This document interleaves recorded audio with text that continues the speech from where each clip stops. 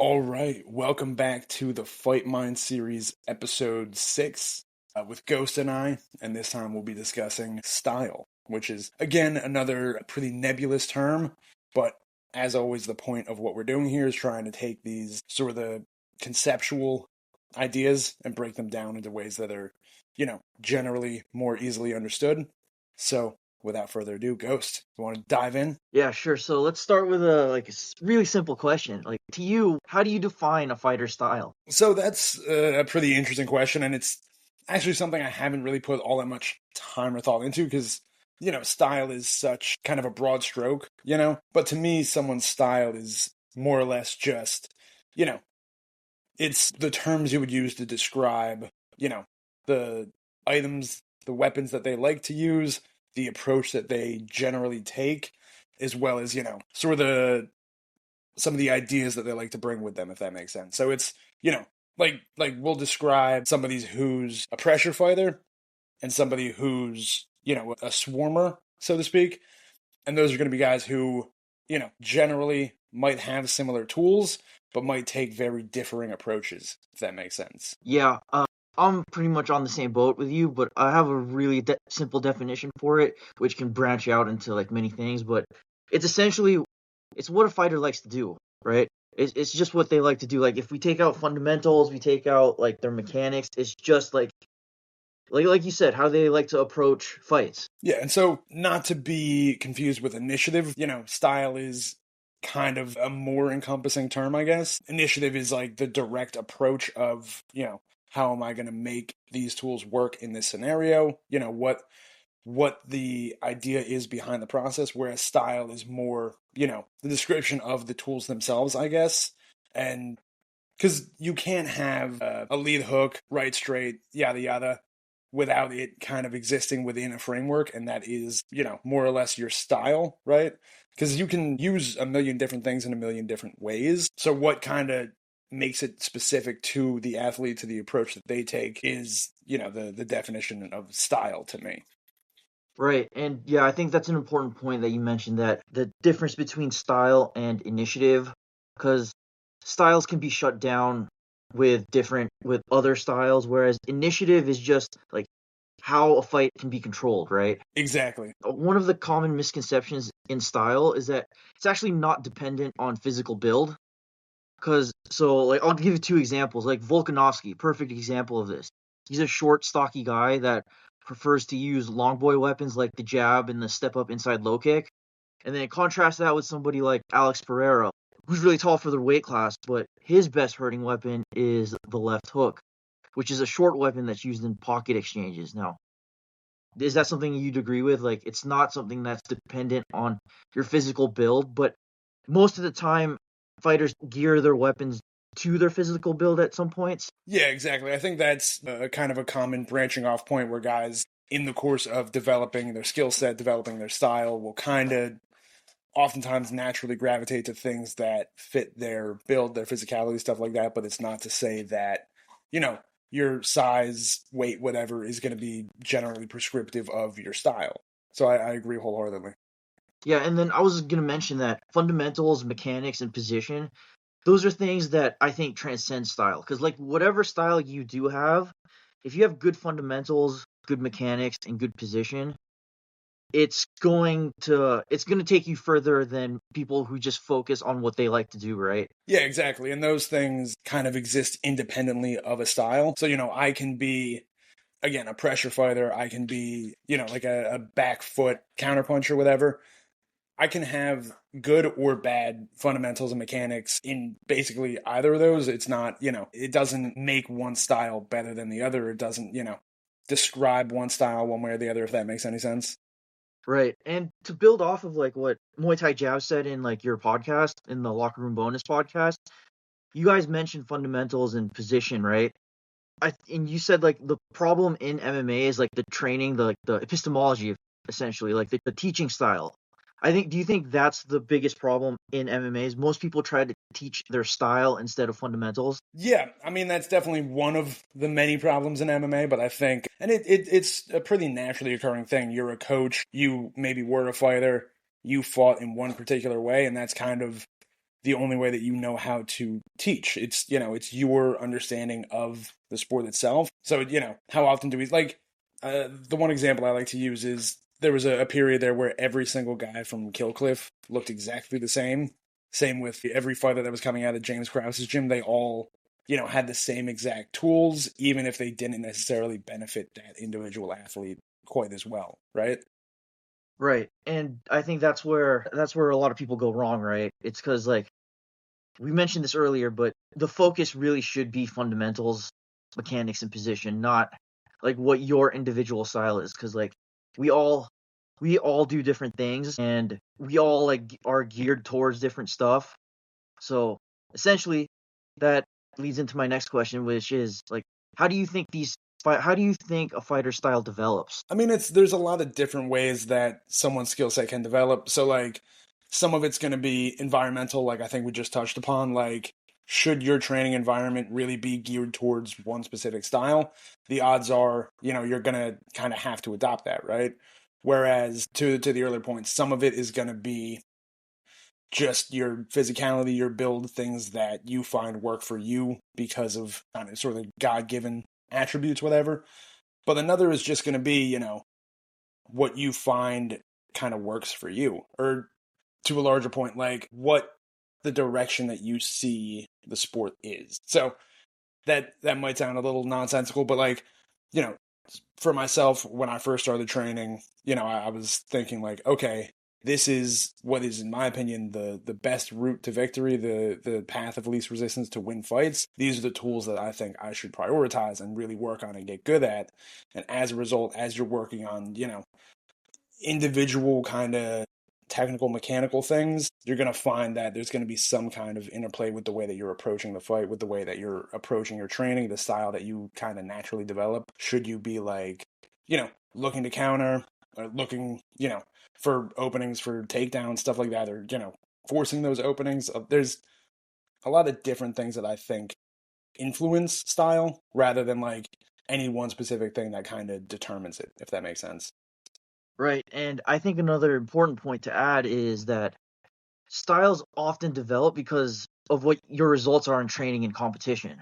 Because often you see guys are trained to do like fundamentals, but when those aren't working for them, they tend to deviate from that. Yeah, exactly. So, yeah, so like it goes back to the idea of improvement. So, like for a person beginning MMA, like you should obviously learn the fundamentals first, but then after you've learned those fundamentals, your game will be formed to who you are as a person and the things that you like to do and the things that you're successful with, right?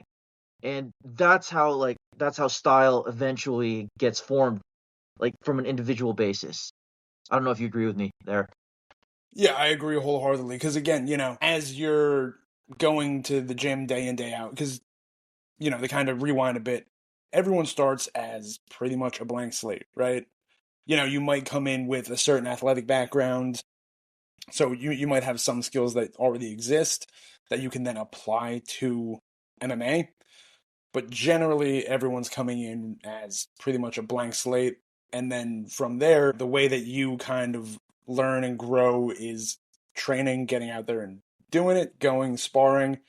And the first little while is going to be rough more often than not. But in that period, you'll start kind of picking up on, okay, well, my lead hook seems to be landing. I can find that really well as guys are overextending on a rear hand. And then that might be something that you find works for you more often than it doesn't.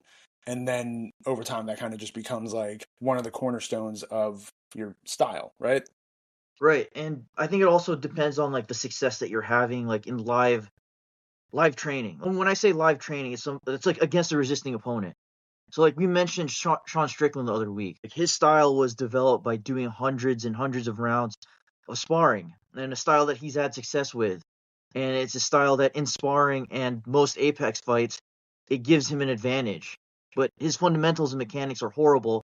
But unfortunately, that's who he is. Yeah, exactly. And, to another point, there's a million of different, like, Mackenzie Dern's, Patty Pimblett's guys out there who have really generally terrible wrestling, who have no choice but to continue going to, like, these relatively bad shots in professional fights because that's what they know and that's what works for them at home in training. You know, they can finish these takedowns on guys who really aren't the caliber of wrestler that they necessarily should be, right? Right. And I think that goes back to like our podcast of improvement, because these are the guys that they can't they can't really deviate from that because they have had the success they had in that training environment, right? So Exactly. yeah, And it's, I'm yeah, sorry, go you ahead. go. Okay, yeah. So I think that's one of the hardest things to do is like if you have bad fundamentals, it's going to be hard to change that within your style, right? Yeah, exactly. And sort of to what I was alluding to earlier, like your style exists independently of, you know, your technique, your mechanics, stuff like that. To put it simply, like you can have really good mechanics, really good technique, really good positioning, and it will only serve to benefit your style. But you can also have none of those things and still have a style that you find works for you in training, in, you know, a certain level competition, and at a certain point those things kind of get cemented in and can't really be undone if easily, if at all, if that makes sense. Right. I think that builds into our next question is what do you think is the hardest style to use in MMA? I mean, that's a good question because I think, you know, a lot of it will depend on, you know, just who you are athletically, stuff like that. Because there's, you know, there's things that guys like Ilya Topuria can do that you and I, most likely, I don't know your athletic ability, but like that average people just will never do no matter how hard they try. But I think if I were to kind of like sum it up, I think the hardest style to really master would be, you know, that kind of like transitional, what's the word I'm looking for? Like cascading offensive style, because that's something where you have to get so comfortable in so many different positions, so many different ranges, so many different approaches. You know, I think and the one thing in that I think makes it a little bit more difficult is that you can't solely rely on that either. You need to be at least competent, you know, in a little bit of everything else to be able to really make that, you know, transitional game work well for you, if that makes sense. Right. And the idea of transitional game is I think is really hard for most people to understand, but like and for fighters to apply in general. And that's because they have to capitalize on movements in between positions. And that's something that like you can see you can feel it in training, but it's really hard to capitalize when again the bullets are flying or in a live sparring situation. So yeah, I think I agree with you. I think that's one of the hardest styles to master, that transitionary offense where you can capitalize on the opponent's movement from different positions. But one of the styles I think is hard to master is the Bruce Lee like water type fighter, the one that can adapt, right? The fighter that's formless, that can become a foil to an opponent's style, and someone that can adapt to any situation, even if they're going to be things are going wrong for them. For that one, you need to be a super athlete, and you have to have a humble mindset to learn that opponent and to understand how that opponent's going to approach you, and be extremely coachable. What do you think of that one? Yeah, I think that that's actually a really good shout because that's one that we really don't often see, if ever at all, in MMA, really. You know, everyone kind of develops like a very specific style to them that fits within like a larger archetype, so to speak. But it's those, you know, be water fighters, those like flowy, adaptable guys who are, you know, that's almost like an impossible level of dedication because you really genuinely have to be very high level in kind of everything to be able to make that work, right?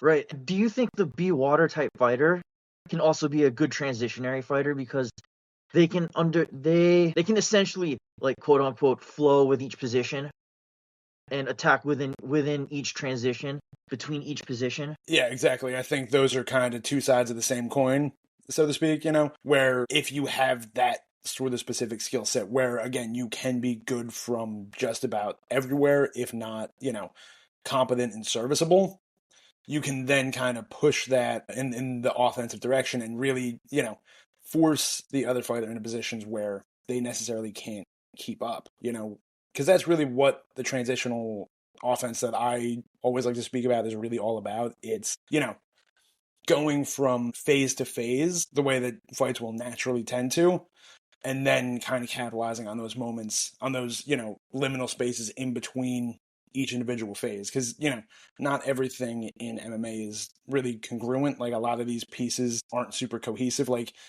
like we were talking about in, I forget which episode, saying like, you know, striking defense is a little bit counterintuitive to wrestling defense. A lot of things aren't necessarily designed to work together because the sport essentially is in some regard like slapdash putting four different sports on top of each other in a trench coat.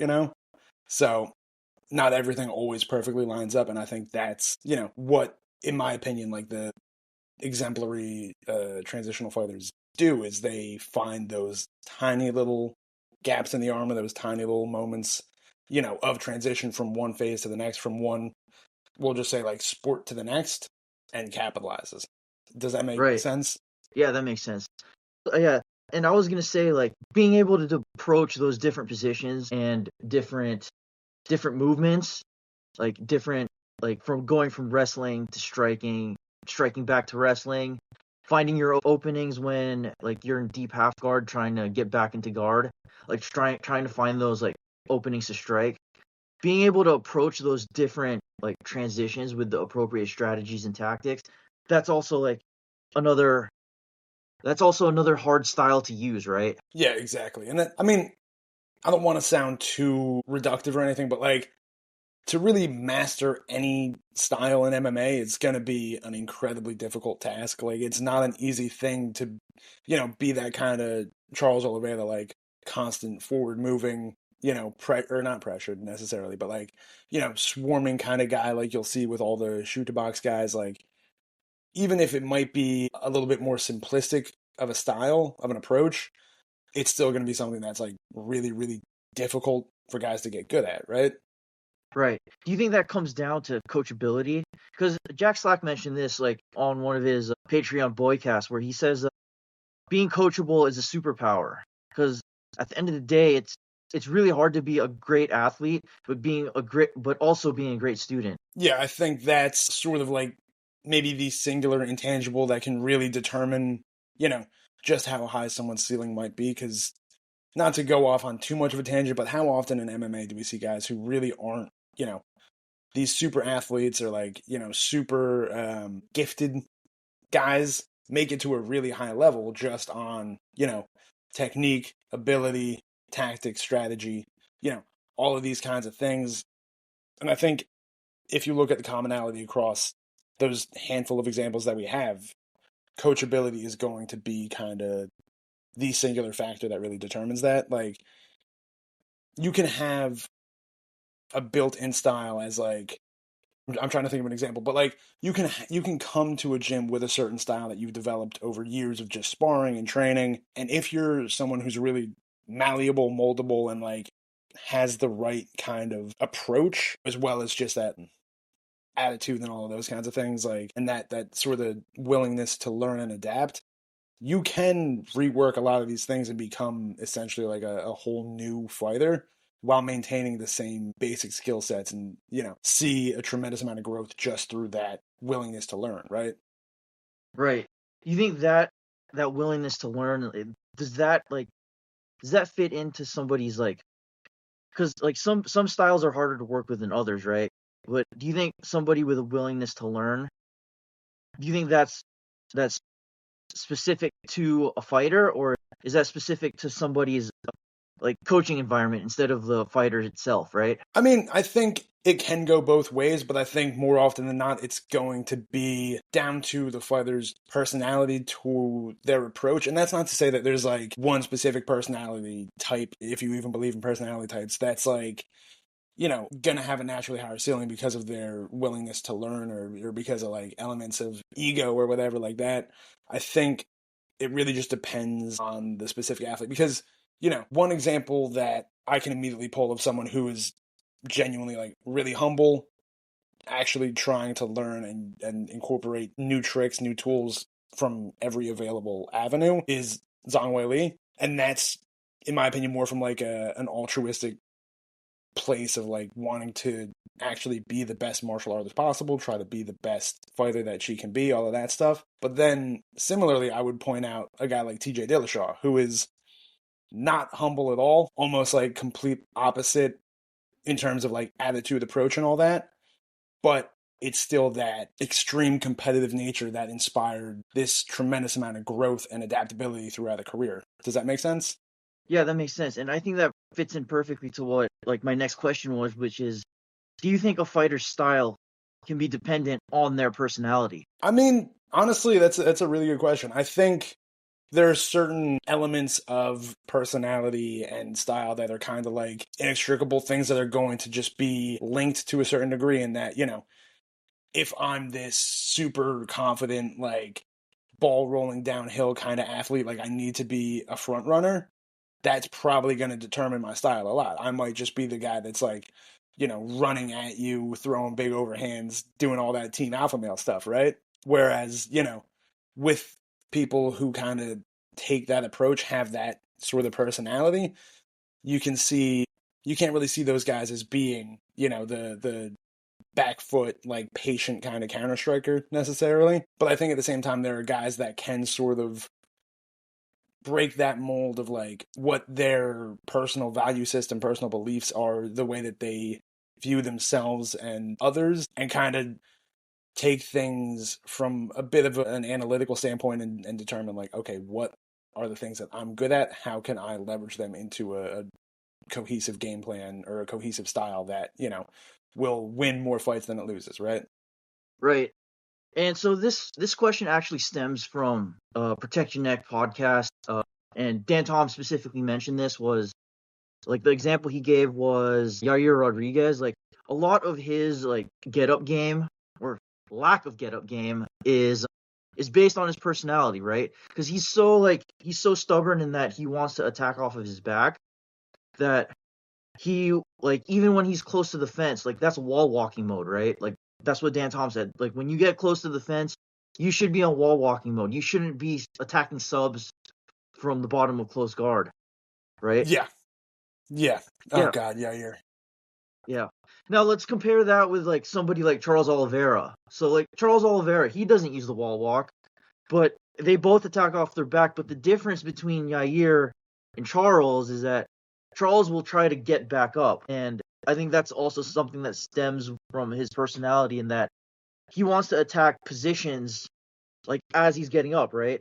He's not like Yair who's like really stubborn and just wants to attack or just wants to get a sub when his back hits the ground, right? Yeah, exactly. And I think that's actually a really interesting shout out, because those are two guys who, like, on some very surface level are somewhat similar in terms of like, they'll throw a lot of long kicks and move forward on the feet, and will concede takedowns and immediately start looking for things. But to your point, the difference in Oliveira is, I think he's well attuned enough to just the jiu-jitsu game overall that, like, to your point, he'll attack position, he'll throw up a couple of submissions, and then, should those not be working, immediately get back up, because this is someone who, like, knows that you can't really just spend the whole round on your back, and and to his specific approach, I think he also wants to be, again, that kind of ball rolling downhill, just keeping you from necessarily getting started, just being like a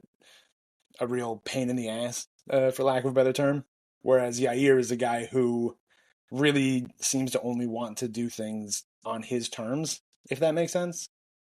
Right, that makes perfect sense. Like, and I think that that's also like I have another example where it's like Habib and Islam, like two completely different or similar. Like they use similar like fundamentals and mechanics along the fence, but the way they approach it is completely different, right?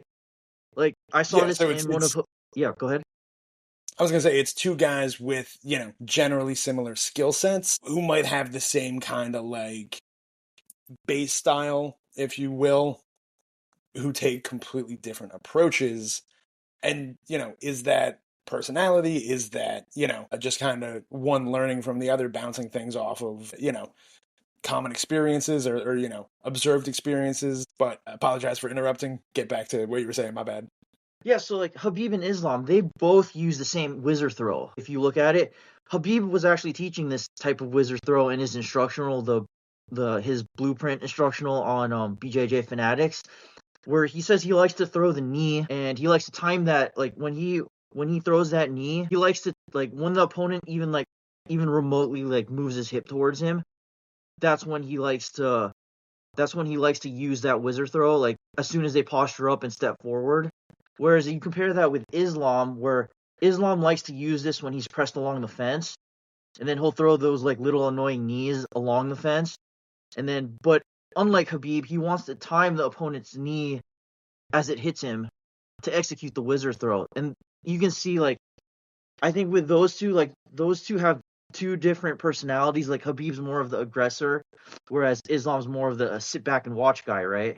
Like even their styles of getting takedowns is different. Habib's all aggression, whereas Islam's looking to find an opportunity to make the most of it. Like, is that something you see too? Yeah, I fully agree with that. And I think, that's actually a really interesting case study in, how style kind of develops across athletes despite, excuse me. You look at their training conditions historically, they've always been almost exactly the same, right? Athleticism, obvious differences between the two. And I think there is an element of that that kind of determines the approach that either guy takes. But then, you boil it down further than that, and it really is just a matter of how each individual approaches the fight and what their kind of thought process is. And you can see that almost in real time in watching either of their fights, and I think that's a really interesting look. Right, and to dig a little bit deeper is that if you really think about like even their wizard throws or their like mat returns, they're actually fundamentally sound. They do the same mechanics, but in the way that they've formed themselves and the way they've adjusted to their training environment, they have different approaches, even to the similar techniques that they do. So yeah, I thought that's like a really interesting comparison if you really want to look at like how two of the same like mechanically or not mechanically but fundamentally and mechanically gifted fighters in the wrestling standpoint, how they differ even though they use the same techniques. Yeah, I think that's actually a really, again, a very interesting case study. And to force you to kind of play like psychoanalyst mind reader for a second, why do you think that is? Do you have a theory? Ooh, that's a good question. It might be because, like we said earlier, like it's their personality, right? Like when you talk about Habib, or when Habib talks in his interviews, it's always about I'm gonna smash him, right? I'm gonna dominate him. Like your stuff doesn't matter. Whereas like when you look at Islam, he's more laid back than Habib was. So I think that goes back to the thing that Dan Tom said in his podcast is that a lot of their style, like even though their training environment's the same, a lot of their style is based on their personality. Yeah, and I think in my opinion, I think there's an additional layer to it where Islam has faced adversity before. He has lost. He does have that obvious, like, physical athletic difference from Khabib, and that he's not this absolute, like, blockhead that can't be hurt at all. So I think a part of that is sort of just the awareness and diagnosis of a certain vulnerability, and then the kind of adaptation of style around that, if that makes sense. Yeah, and I think that's a good point because like we mentioned earlier, like it's what your results are in training and in competition, right? So like Islam, he was knocked out early in his career, so he's going to be more reserved than he would normally be if he wasn't. Exactly. Yeah, and I was thinking the last example I had was Alexander Volkanovski and Kai France. So like those guys are completely different if you think about it, but they come from the same gym. So like Volk is what Dan Albert likes to call death by a thousand feints. A lot of his Yeah. offense is built by creating threats like the inside low kick in the right hand. And once he gets the opponents reacting to those threats, he starts building into a variety of different strikes, but coming from the same looks, which makes him hard to read. And this gives him like a huge advantage when he's trying to control exchanges and getting positional advantages from the outside. Now, if you compare that with his teammate like Kai France, both have beautiful jabs, both have good step up inside low kicks, but most of France's offense is dictated by punishing level changes or preventing level changes, like his rear uppercut and his body jab. And like his use of the body jab, like let's use that for an example. Volk rarely uses his body jab, while Kai Front uses that to set up his cross counter, which he can really crack with. And I think that's the distinction right there. Volk is often looking to outposition his opponent throughout the course of the fight, whereas Kai is looking for his like rear hand counters. Again, two guys coming from the same gym, like with the same coaches, like using the same feints, but different approaches, like we said earlier, right? Yeah, exactly. And I think part of that is just kind of the natural development that guys will find for themselves in training. Because again, to the much earlier point, like everyone starts out pretty much a clean slate, right? Pretty much just like a talentless blob of clay that can be molded to whichever way, the training environment dictates, whichever way that their own personal approach determines. And so to the point of like Kai France, it's a game that isn't necessarily, in my opinion, as layered as Volkanovski. It's a guy that realized that, he does have some certain physical advantages that he can kind of push on other opponents, especially for his weight class. Like he's fast, he seems to be relatively powerful for the division. Whereas Volkanovski is a guy who's developed this like very layered, very kind of complicated game, probably in part to compensate for like a lack of raw punching power, as well as like to compensate for, the degree of vulnerability that he seems to have, right? Right. And do you think that comes from like with Kai France, for example? Do you think that comes from like his division? Like he's had to develop that style because he knows his division is filled with scrambly wrestlers that are looking to take him down, whereas Volk, who originally started as a really good fence wrestler, like pressure fence wrestler, has turned into like a really good outside fighter because his division has a lot of slick, or like at the top of his division has like Jose Aldo and Max Holloway, right? Yeah, exactly. I think that's kind of the big root of it, in that, you only need to be as good as the strength of your competition, right? You only, in order to be the best in your division, you need to be just a little bit better than the level that everyone else is at. So the weight class you're in is kind of prescriptive of just how good you'll get, if that makes sense. And I think, while featherweight is a decently top heavy division, you look at, the former champions in that weight class, they're some of the best fighters that the sport has ever seen. So, in that weight class in particular, in order to, really set yourself apart, be that kind of championship level fighter, you need to develop a really high level game, a really, you have to fine tune your style better than just about everyone else in every other weight class. Like, look at Topuria is, I think, a good example, because he's a guy who really doesn't have like a tremendously layered game. He's not a guy who can, do a little bit of everything. He's not mixing things up in the way that a Volkanovski will, in the way that a guy like Aldo can, Holloway as well. He's a guy that had to really finely tune his style to what I consider to be like an elite level to reach that belt essentially at featherweight, right? Right. And I think Topuria is an interesting example because, like you said, like he's not the most like technically layered fighter. He's more get the fight where I need to get to, which is get him behind the black line, which is his kill zone. So I think that's a really interesting example, just because of like you said, like he does, like he's needed to adapt to his divisional compatriots, but also he's also done it in a way where he uses a little as much weapons as possible, right? Yeah, it's a very kind of simplified skill set. It kind of separates the wheat from the chaff, I guess is the expression I would use, where it's, everything is geared towards these specific tools. Everything else kind of falls to the wayside if it's not directly in service of the aims that he has, which is, again, built off of his style, built off of elements of his personality, of his athletic abilities, training environment, all those kinds of things. So it's a game that's been reduced down to the highest, or around the highest level it can possibly be at. So everything is sort of like directly applied to the elite level of what he can do with his skill set and abilities, if that makes sense. Right.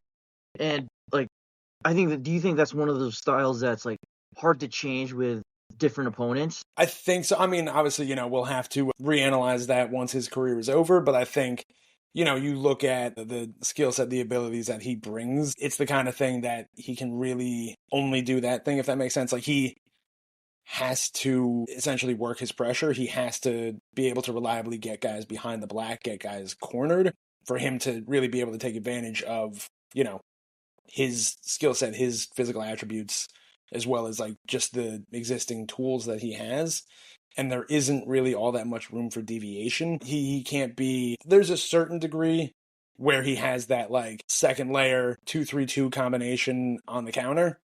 But beyond that, there's really nothing that exists further, moving backwards, taking the back foot. And I don't think he really should necessarily need to develop that right now, if at all, because again, everything is going towards, the most direct path to victory, the abilities that he has finely tuned and that work the best and the most efficiently for him. Yeah, and so that's the thing with him, right? Like we would assume that he had, like, besides overextending when he throws his right hand, like when he's really committing like in open space, he's actually got good fundamentals like in terms of like footwork and chewing up space. And do you think because he has those fundamentals, like Max Holloway and Volkanovski both have different styles, but he was able to adapt a game plan specific to those guys? Do you think it's his fundamentals that took him there, or was it his style? I mean, I think to me, I would say it's pretty obviously the fundamentals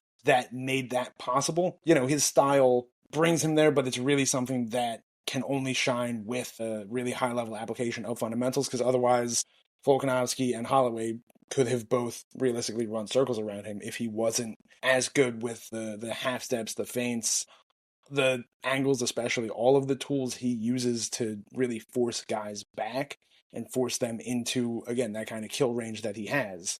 I think if he was just, a less developed fighter, I think he would look pretty similarly to a Josh Emmett, a guy who, just goes straight in, straight out, straight in, straight out.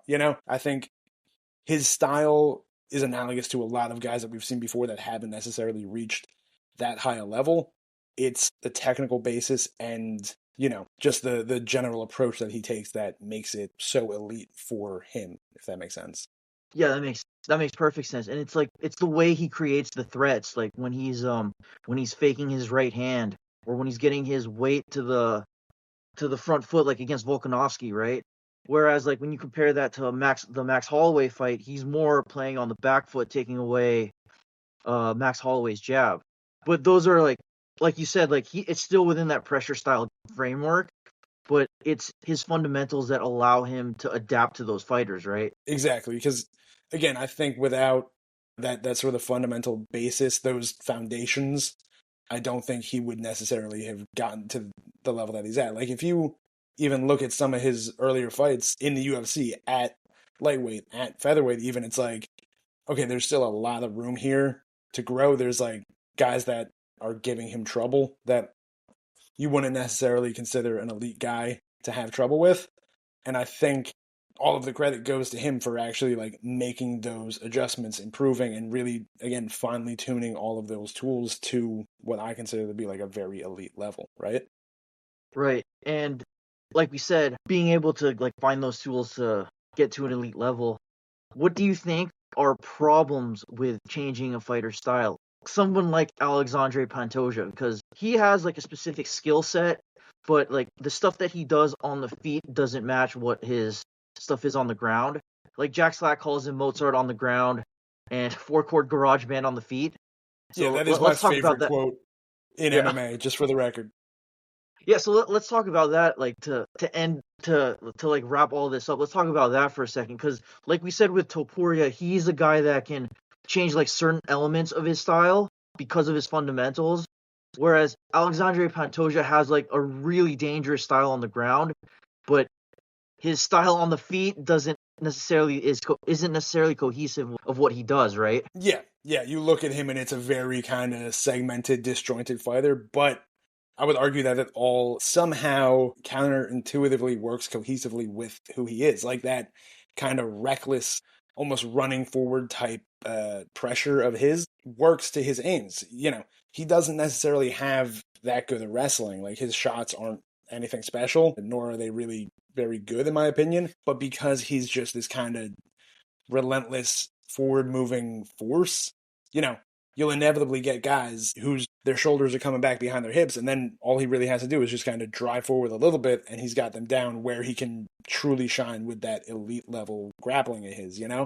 So I think he's a guy that I think would actually be disadvantaged by trying to make him more technical, so to speak. Like, if you were to somehow pull him aside and try to teach him like the 6 months of like intense wrestling training to get his shots at like a really clean technical high level, I think that that's something that would not necessarily benefit him in any immediacy, right? He would need to kind of rework a lot of the approach that he takes, and again, just kind of crushing forwards at all times, and that being the force that gets guys into positions where he can take advantage, like getting guys backed up to the cage where he can start working his fence wrestling, which is, nothing special, but it works well with his back taking game as guys are looking to defend, all of that stuff. Whereas if you were to try to force him to be like a more technical kickboxer, someone who's more comfortable at just about any range, I think then that kind of takes away some of his best assets, if that makes sense. What do you Right. think? Yeah. So if we were to like coach him, if one were to coach him, like you'd actually want him to learn how to cut people off, like double jab people, lead them to the fence slowly, and then force the clinch. Like he doesn't need to be, like you said, he doesn't need to be the perfect wrestler or like get good shots. He just needs to force the clinch because he's really good at taking back, and that's what you would want instead of him just like throwing double right hands on the feet and like overextending and shifting. Because you want him to get to the point where he's getting on the ground using his crab rides, using his knee reaps to back takes, just like the phenomenal stuff that you see on the ground. But like you said earlier, he's like what he does like right now is like really daft, right? But like if we were to change it, he wouldn't really be Pantoja anymore, right? Exactly. Yeah, like, and that's the thing with him, right? Every fighter can improve, like we said, like on the previous in the previous podcast, but it's what you improve for him instead of like adding new things that should make him better. But in Pantoja's case, if he did add those, it wouldn't really be it wouldn't be his style anymore. And do you think Exactly. that's one of the problems? Yeah. Do you think that's one of the problems with changing somebody's style too drastically?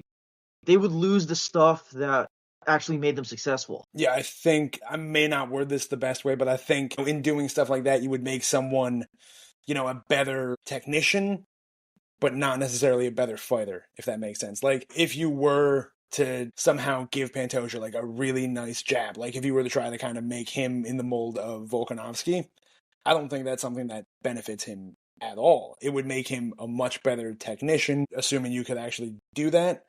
Whereas, like, if you were to really do 6 months of just teaching him to cut the cage, really working on like those hurling shots, the things that kind of keep guys within the range that you can cut them off more easily, I think that's something that would benefit him tremendously more so than necessarily, like, again, trying to teach him like a really nice clean single leg and a bunch of different finishes. Like, this is a guy who really thrives on, just forcing you back and getting you down, right? Like, he's not someone that you can necessarily improve by just adding a little bit of everything to, if that makes sense. Right. And I think there's also a caveat to that because, like, say we like implemented Ilya Topuria's pressure footwork to Pantoja, that actually, if you really think about it, that might not like benefit him in the long run because his whole game, like his best A game, is boxing into back takes, and he usually gets that like when both of the fighter like in pocket exchanges where both of the fighters are squared up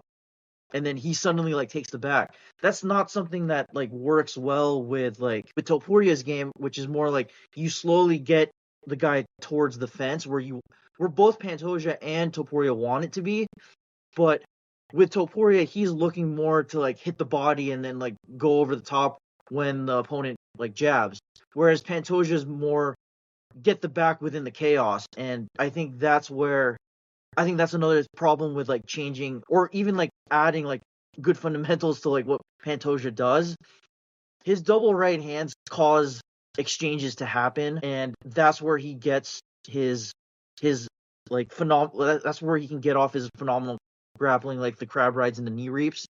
Like, what do you think of that? Yeah, I think, to the point, like, Topuria's game is built around outpositioning you, right? So taking advantage of you not being in the position to necessarily like defend or pursue your own offense. Whereas Pantoja's game is kind of predicated on you being in a position where you are looking to land offense or be defensive, right? His game is like get you exchanging and then shoot in or take the back, whatever. Like he's a guy that I don't think would benefit from necessarily having that like ability to cut an angle the way that Topuria can, because while there can be benefits, especially in like the wrestling phase and everything like that, he kind of wants you to just be throwing back as hard as you can because that's something for him to take advantage of. Whereas Topuria, while he'll take advantage of counters with his own second level counter game, he's not a guy that needs you swinging at him to be able to get off his offense, if that makes sense. Yeah, and yeah, that goes back to like the problems with like changing a fighter style, right? Like now let's like shift it back to Topuria. Like you wouldn't add Pantoja's like crab rides and knee reaps to Topuria, right? Because No, I that's think that would something be very that's funny some though. yeah, because like that's something like that's completely like not like relevant to what Topuria wants to do. Like even though like Topuria, like if we switch that, like even if Topuria's like fundamental forward can benefit Pantoja, it still wouldn't like enhance what Pantoja does. So like I think that's like one of the biggest problems with like a fighter has like specific abilities in certain ranges. That might be one of the biggest problems with like adding new things to them, right? Yeah, because in effect, it's not going to be, it will be incongruent with their style, right? So there's like a bunch of things you can add to any specific athlete to make them better at this thing, that thing, the other, but it's not necessarily something that's going to meld with the style that they already have and make them better at what it is that they do. If Or they that's want to not do, right? too basic an explanation. Yeah, or like make them better at what they want to do in the long run, right? Exactly. And I think that's sort of the crux of it, I think. And that's something that like we can definitely expand upon at a later point and really dive into because I think that is like a really good, useful topic, just discussing how not all improvements are necessarily going to make a fighter better, and kind of diving into that topic. But unfortunately, I have an incredibly busy day today, so I am Hmm. going to have to call it here. I got to run and because it's All right, man. yeah, I don't know if you know, but it's chaos in terms of like financial markets right now. So I actually had to block this time out in my schedule as like a lunch meeting. So I've got to go run to meetings and then prepare a bunch of All right, man. shit, pretty much. So I apologize if I've been a little bit antsy today, a little agitated. Hmm. Just Yeah, a and that was lot my going last on. point anyway, so we're good. Hell yeah. Perfect, dude. I thought this was a great conversation, and I think moving forwards, we can always come back to a lot of these topics, dive in a little bit more in depth, as well as talk about whatever the hell else we want to talk about, because there's a lot more we can talk about, right? Yeah. So it was great talking with my friend. I think there's a lot to really dive into there. And do you have anything to plug? Yeah, just sign up to the YouTube where you can see this and sign up for the Substack for extra content where you wouldn't because all the stuff on YouTube is copyright. So if you go to my Substack, phantompunchbreakdowns.substack.com, you guys will get extra stuff. And also make sure to watch Cagecraft when they're on. Yeah, yeah, those guys are really cool and handsome, and Ghost content is genuinely awesome, especially when it's not being taken down by content police. So I co-sign it. Check it out, and we will see you next time. Thank you, my friend. Have a good one. Yeah. Peace out, guys.